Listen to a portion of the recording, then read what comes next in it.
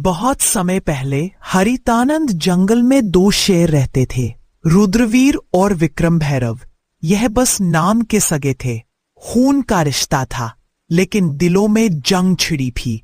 एक तरफ था न्यायप्रिय, मेहनती और दूरदर्शी राजा रुद्रवीर, और दूसरी तरफ था लालच और अहंकार में डूबा विक्रम भैरव। सुन लो हरितानंद के सभी जीव जंतु, यह इलाका रुद्रवीर का है और यहाँ के नियम भी रुद्रवीर के होंगे। बरसों से यही रिवाज है कि मांसाहारी जीव शिकार करें तो केवल बूढ़े और अशक्त जानवरों का करे। कभी भी जवान और सक्षम जीव पर पंजा उठाने की भूल मत करना, वरना सजा ऐसी मिलेगी कि आने वाली पीढ़ियां भी याद रखेंगी। हमारा जंगल तभी फल फूल सकता है जब हर प्रजाति सुरक्षित हो। महाराज, मैं हूं मीनू चूहा। अगर मेरी बात सुनने की इजाजत दे तो मैं कुछ बोलूं। मीनू चूहा कहना क्या चाहते हो, खुलकर बताओ। महाराज, शाकाहारी जीवों की हालत दिन ब दिन खराब होती जा रही है। जंगल की जो जमीन अनाज उगाने लायक थी, उस पर तो आपके भाई विक्रम भैरव का कब्जा है। बाकी जमीन इतनी बंजर है कि चाहे कितनी मेहनत करें, पेट भरने लायक अनाज नहीं मिलता। महाराज, आज तो किसी तरह गुजर बसर हो रही है, लेकिन आने वाले दिनों में भूख हमारा सबसे बड़ा दुश्मन होगी। मीनू, तुम्हारी बात गंभीर है, लेकिन हर मुद्दे का हल एक ही दिन में नहीं निकलता। आज के लिए जितना है उसमें सब गुजारा करो। कल का सूरज नई उम्मीद लेकर आएगा। हम इस पर विचार करेंगे और कोई भी अन्याय, चाहे वह मेरा भाई ही क्यों ना करे, बर्दाश्त नहीं होगा। और उधर विक्रम भैरव। क्यों रे फट्टू भेड़िया, इस बार जनगणना का क्या हाल है? कितने शाकाहारी जीव बचे हैं मेरे इलाके में? महाराज, बस एक ही परिवार बचा है, भोलू बकरा और उसका छोटा बच्चा। बाकी तो आपके शिकार में सब खत्म हो गए। सिर्फ 1 महीने में ही आपके इलाके में शिकार ढूंढना भी मुश्किल हो जाएगा। ये क्या बोल रहा है तू? अगर शिकार ही नहीं रहेगा तो हम खाएंगे क्या? भूख से मर जाएं क्या हम? महाराज, यही तो आपको पहले सोचना चाहिए था। जब से आप राजा बने हैं, आपने इतनी बेरहम शिकारी की है कि गिनने के लिए उंगलियां कम पड़ जाएं। अब हालत यह है कि आखिरी बचा शिकार भी आपके बड़े भाई के इलाके में भाग गया है। भागेगा कहां? शिकार मेरा है, चाहे वो भाई के इलाके में क्यों ना चला जाए। आज चाहे आसमान टूट पड़े, मैं उस भोलू बकरा को खाकर ही दम लूंगा। चल फट्टू भेड़िया मेरे साथ। इतना बोलकर विक्रम भैरव और फट्टू भेड़िया दोनों भोलू बकरा के पास जाने लगते हैं। महाराज, यही है रुद्रवीर का इलाका। भोलू बकरा यही छुपा होगा, लेकिन यह जगह आपके लिए खतरे से खाली नहीं है। खतरा विक्रम भैरव के लिए? यह जंगल मेरी रगों में बहता है। फट्टू भेड़िया और शिकार मेरा हक है, चाहे वो भाई का इलाका हो या किसी और का। आज भोलू बकरा का अंत पक्का है। अचानक झाड़ियों के पीछे से भोलू बकरा और उसका बच्चा दिखाई देते हैं, डर के मारे कांपते हुए। भागो मत, तुम्हारा वक्त आ गया है। आज तुम्हारी चीखें इस जंगल में आखिरी बार गूंजेंगी। विक्रम भैरव झपटता है, तभी उसके सामने रुद्रवीर आ जाता है। बस एक कदम और ये जंगल तुम्हारे नाम को हमेशा के लिए मिटा देगा विक्रम भैरव।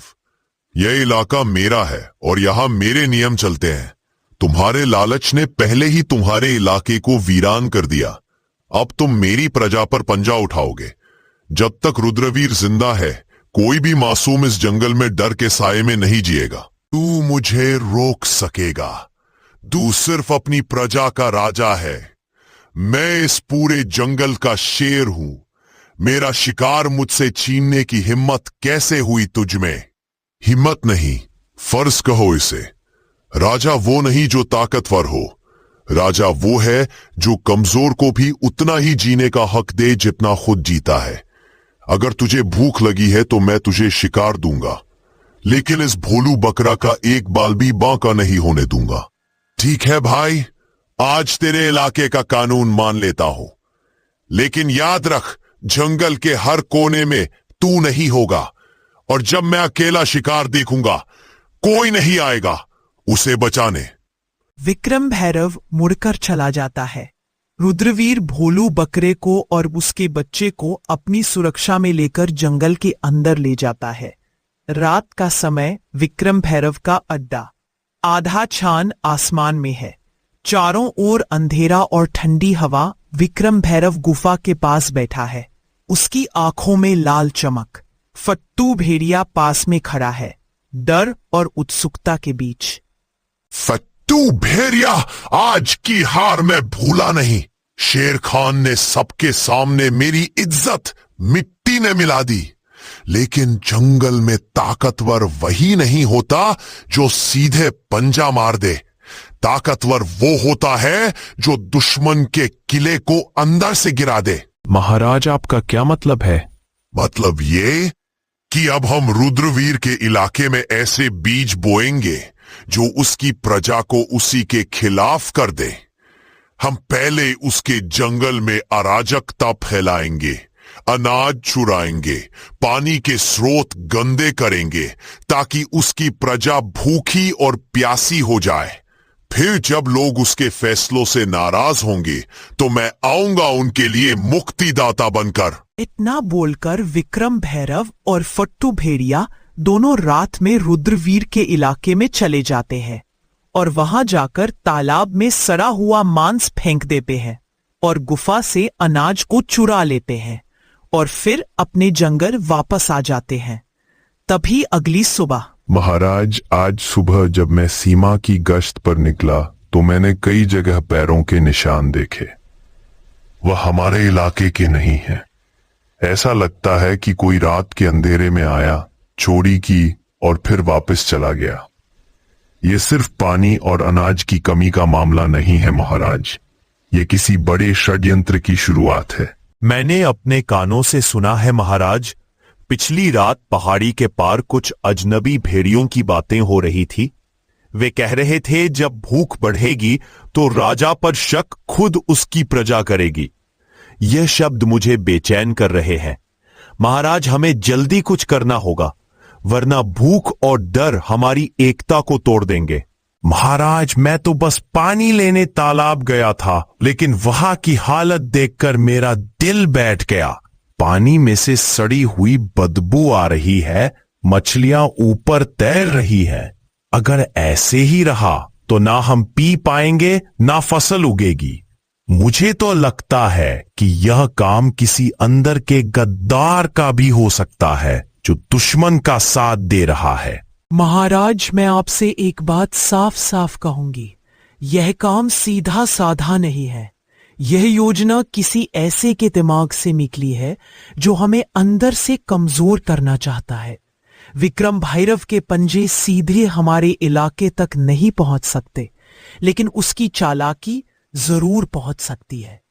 अगर आप कहे तो मैं रात में गुप्त रूप से उसके इलाके में जाकर पता लगा सकती हूं कि वो क्या साजिश रच रहा है। तुम सब मेरे परिवार हो और इस जंगल के रखवाले भी। विजय घोड़ा, तुम सीमाओं की चौकसी दोगुनी कर दो। बलवंत हाथी, तुम अपनी ताकत से पानी के तालाब को साफ करने में मदद करो। ढोलू गधा, तुम गांव गांव घूमकर सबको हौसला दो ताकि डर फैले ना पाए। और लूना लोमड़ी, तुम मेरी आंख और कान बनकर विक्रम भैरव के इलाके में जाओ और सच लेकर लौटो। अगर विक्रम भैरव ने सच में यह वार किया है तो अगली लड़ाई जंगल की सबसे बड़ी लड़ाई होगी। सन्नाटे में लूना। बहुत समय पहले की बात है। घने जंगल के बीच एक राजसी शेर रहता था। उसका नाम था सिंहराज। वह शक्तिशाली, तेज और गर्वीला था। जंगल के सारे जीव उससे डरते थे। कोई उसकी आंखों में आंख डालकर बात करने की हिम्मत नहीं करता था। शेर की दहाड़ से पूरा जंगल कांप उठता था। लेकिन ताकतवर होने के बावजूद सिंहराज के दिल में कहीं गहरी अकेलेपन की टीस थी। जंगल के सभी जानवर उससे डरते थे, इसलिए कोई भी उसका सच्चा मित्र नहीं बन पाता था। जब वह शिकार करता, सब भाग जाते। जब वह पानी पीने आता, तालाब सूना हो जाता। शेर अक्सर रात में तारों को देखकर सोचता, क्या मेरी जिंदगी बस इसी दहाड़ और डर पर टिकी है? क्या कोई ऐसा होगा जो मुझे मेरे असली रूप में, मेरे अकेले दिल को समझे? उसी जंगल के एक कोने में एक गधा भी रहता था। उसका नाम था गदाधर। वह भोला भाला, मेहनती और थोड़ा मूर्ख भी माना जाता था। जंगल के बड़े बड़े जानवर अक्सर उसका मजाक उड़ाते थे। कभी उसकी आवाज ढेंचू ढेंचू पर हंसते, तो कभी उसकी धीमी चाल पर ताने कसते। लेकिन गदाधर के दिल में इंसाफ और सच्चाई की बहुत कदर थी। गदाधर सोचता था, शायद मैं तेज नहीं हूँ, शायद मेरी आवाज मधुर नहीं है, पर दिल से मैं किसी से बैर नहीं रखता। काश कोई मुझे भी सम्मान की नज़र से देखे। पहली मुलाकात। एक दिन शेर शिकार के लिए निकला। सुबह का समय था। हल्की धुंध जंगल में फैली थी। शेर ने हर तरफ नज़र दौड़ाई लेकिन कोई शिकार नज़र नहीं आया। तभी उसे एक अजीब सी आवाज सुनाई दी, रेंचू रेंचू रेंचू। शेर ने सोचा, ये कौन सा अनोखा जीव है? इसकी आवाज तो बड़ी विचित्र है। आवाज के पीछे पीछे वह धीरे धीरे चला और उसने गदाधर को देखा, जो पेड़ों की पत्तियां खा रहा था। शेर की नज़र गधे पर पड़ी तो उसका मन हुआ कि झपट कर उसे अपना शिकार बना ले। लेकिन जैसे ही वह करीब पहुंचा, गधे ने मासूमियत से मुस्कुराकर कहा, ओह, आप तो जंगल के राजा है। नमस्ते महाराज। शेर ठिठक गया। डर की बजाय गधे के चेहरे पर सच्ची श्रद्धा और सम्मान था। शेर ने आश्चर्य से पूछा, तुम मुझसे डरते क्यों नहीं? गधा भोलेपन से बोला, डरना क्यों? आप जंगल के राजा है। राजा से डरने की नहीं, बल्कि इज्जत करने की जरूरत होती है। इन शब्दों ने शेर के दिल को छू लिया। उसने सोचा, सारी दुनिया मुझसे डरती है, लेकिन ये गधा पहली बार है जो मुझसे डरने के बजाय बात कर रहा है। दोस्ती की शुरुआत।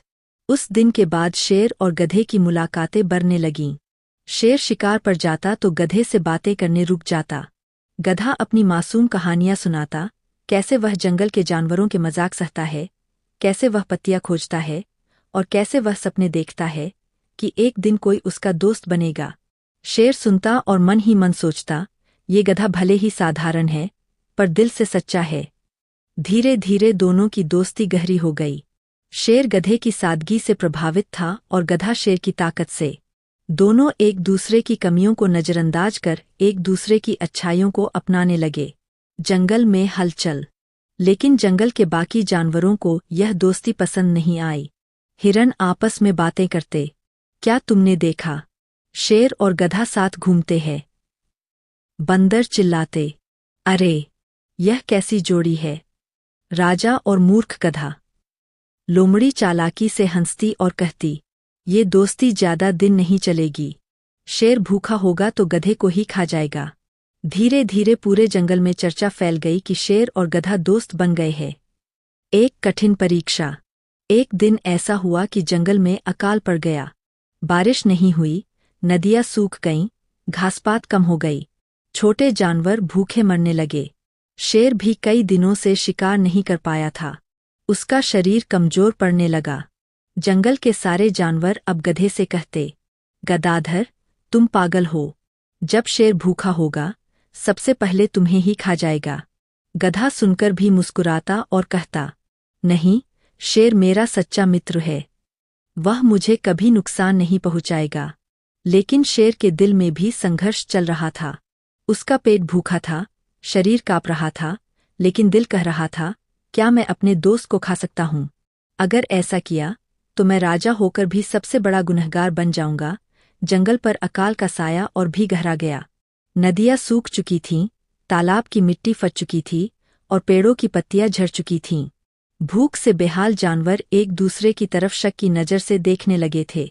जंगल में पहले कभी ऐसा माहौल नहीं था। शेर सिंहराज कई दिनों से शिकार नहीं कर पाया था। उसकी आंखें धंस चुकी थीं, दहाड़ कमजोर हो गई थी। उसके मन में एक ही बात गूंज रही थी, अगर मैंने जल्द ही कुछ खाया नहीं तो मैं मर जाऊंगा। उधर गधा गदाधर भी भूख से परेशान था।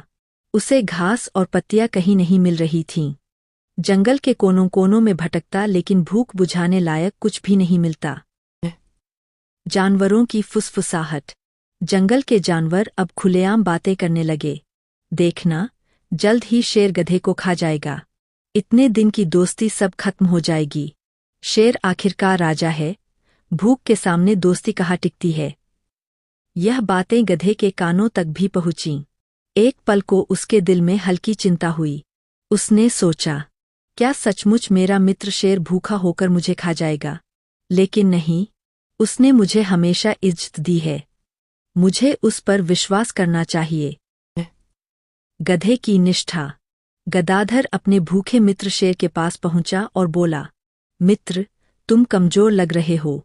तुमने कई दिनों से कुछ खाया नहीं। शेर ने भारी सांस लेते हुए कहा, हाँ गदाधर, मैं भूखा हूं, लेकिन क्या करूं? जंगल सूना है, कोई शिकार नहीं मिलता। गधा थोड़ी देर सोच में पड़ा और फिर दृढ़ता से बोला, तो मैं तुम्हारे लिए खाना ढूंढूंगा। शेर चौंक पड़ा, तुम मेरे लिए खाना ढूंढोगे? गधा गंभीर आवाज में बोला, हाँ, मैं तुम्हारा मित्र हूं। मित्र सिर्फ हंसी मजाक या सुख के दिनों के लिए नहीं होता। सच्चा मित्र वही है जो कठिनाइयों में साथ खड़ा रहे। शेर के दिल में भावनाओं का सैलाब उमड़ पड़ा। उसने गधे की आंखों में देखा और महसूस किया कि यह प्राणी सचमुच उसकी परवाह करता है। चालाक लोमड़ी की साजिश।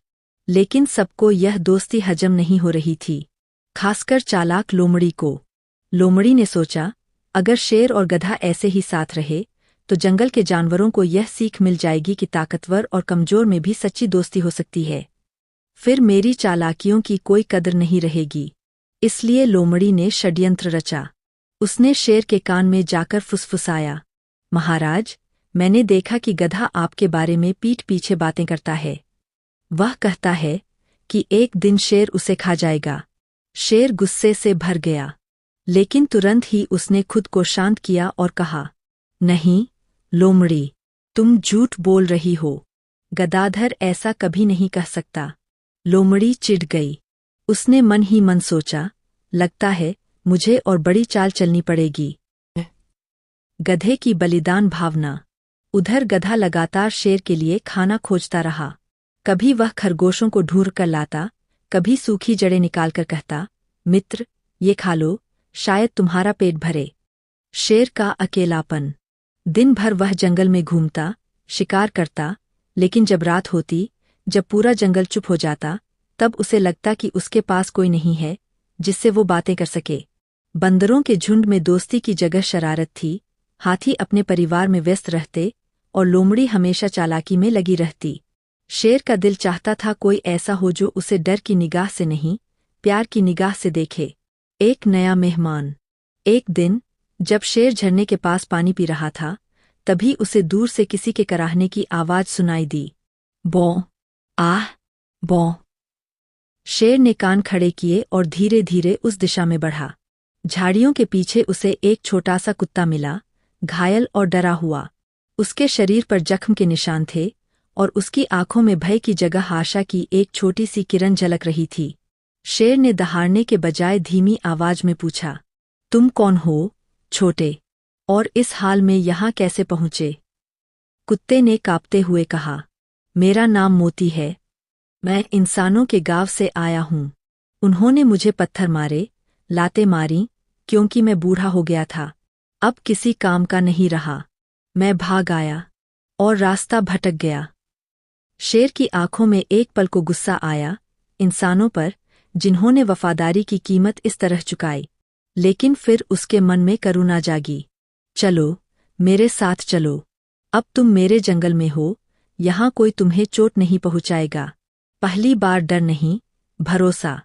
मोती ने कांपते हुए शेर की ओर देखा। उसकी सोच में यह सवाल था कि क्या शेर उसे खा जाएगा। लेकिन जब शेर ने अपने पंजे से धीरे से उसकी पीठ थपच पाई, तो मोती ने पहली बार राहत की सांस ली। उस दिन से एक अनोखी दोस्ती की शुरुआत हुई, शेर और कुत्ते की दोस्ती की नींव। शेर हर सुबह मोती के साथ जंगल में घूमने निकलता। मोती छोटी छोटी बातें करता, अपनी पुरानी यादें सुनाता, इंसानों की दुनिया का वर्णन करता। शेर बड़ी दिलचस्पी से सुनता, क्योंकि उसने कभी इंसानों को नज़दीक से नहीं देखा था। जंगल के अन्य जानवरों की प्रतिक्रिया। धीरे धीरे यह खबर पूरे जंगल में फैल गई। राजा शेर ने एक कुत्ते को दोस्त बना लिया है। हाथी, बंदर, लोमड़ी सब हैरान थे। लोमड़ी ने तो व्यंग्य में कहा, वाह, अब जंगल का राजा किसी पालतू को अपना साथी बनाएगा, क्या जमाना आ गया है। लेकिन शेर को किसी की परवाह नहीं थी। वह जानता था कि सच्ची दोस्ती रंग, रूप या ताकत से नहीं, दिल से होती है। दोस्ती की परीक्षा। एक दिन जंगल में सूखा पड़ गया। नदियां सूखने लगीं, झीलें सूनी हो गईं। सभी जानवर अपनी जान बचाने के लिए यहाँ वहाँ भटकने लगे। मोती कमजोर था, उसकी सांसें तेज चलने लगीं। शेर उसे अपने कंधे पर उठाकर कई मील दूर तक ले गया, जब तक उसे पानी और फल नहीं मिले। मोती ने आंसू भरी आंखों से कहा, राजा, आपने मेरे लिए इतना किया, मैं इसे कभी नहीं भूलूंगा। शेर मुस्कराया, तुमने मुझे अकेलेपन से बचाया, मोती, मैं तुम्हारा कर्जदार हूँ। जंगल में खतरा। एक दिन कुछ शिकारी जंगल में घुस आए। उन्होंने फंदे लगाए और बंदूकें तैयार कीं। शेर को गोली लगी, उसके कंधे से खून बह निकला। मोती ने सब देखा। उसने इंसानों के बीच पलकर चालें सीख ली थीं। वह चुपचाप उनके कैंप तक गया, रस्सियों को चबाकर काटा और एक शेरनी को आजाद किया जो फंसी हुई थी। शेरनी ने दहाड़ लगाई, बाकी जानवर इकट्ठे हो गए। शिकारी डरकर भाग। शेर बच गया मोती की समझदारी से। सच्ची वफादारी। समय बीता, मोती बूढ़ा हो गया। उसकी चाल धीमी और सांसें कमजोर थीं। शेर हमेशा उसके पास बैठता, उसके लिए शिकार का हिस्सा लाता। एक रात मोती ने शेर से कहा, राजा, जब मैं चला जाऊं तो मुझे उसी झरने के पास दफनाना जहां हम पहली बार मिले थे। शेर की आंखों में आंसू थे। कुछ दिनों बाद मोती ने आखिरी सांस ली। शेर ने पूरी जंगल की चुप्पी में दहाड़ लगाई।